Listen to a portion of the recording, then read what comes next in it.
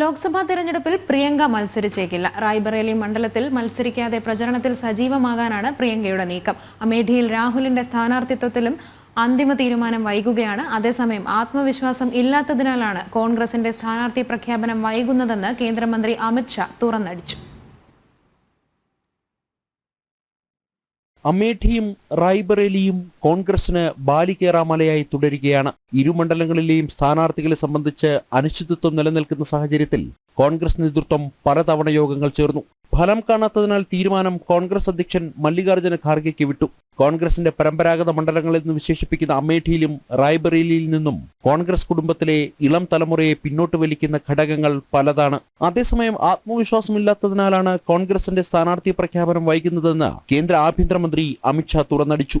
देखिए, मुझे मालूम नहीं है मीडिया आज सुबह से दिखा रहा है वो सच है या नहीं, लड़ेंगे या नहीं लड़ेंगे वो भी मुझे मालूम नहीं है, मगर मेरा मानना है कि इतना कंफ्यूजन रखना ही उनको आत्मविश्वास नहीं है वो दिखाता है।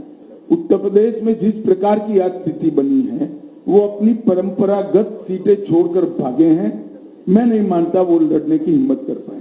5 നിയമസഭാ മണ്ഡലങ്ങൾ ചേരുന്നതാണ് അമേഠി എന്ന ലോക്സഭാ മണ്ഡലം. ഇതിൽ 3ഇടങ്ങളിൽ BJPക്കും 2 മണ്ഡലങ്ങളിൽ സമാജ്വാദി പാർട്ടിക്കുമാണ് MLA-മാർ ഉള്ളത്. 2014 മുതൽ കേന്ദ്രമന്ത്രിസഭയിൽ അംഗമായ സ്മൃതി ഇറാനി അമേഠിയുടെ മുഖച്ഛായ തന്നെ മാറ്റി. അതിനാൽ അമേഠിയിൽ ആര് വന്നാലും സ്മൃതിക്ക് അത് വെല്ലുവിളിയല്ല. പരാജയഭീതി മൂലമാണ് സോണിയ റായ്ബറേലി വിട്ട് രാജ്യസഭാ അംഗത്വം നേടിയതെന്നാണ് പരക്കെ ഉയരുന്ന ആക്ഷേപം.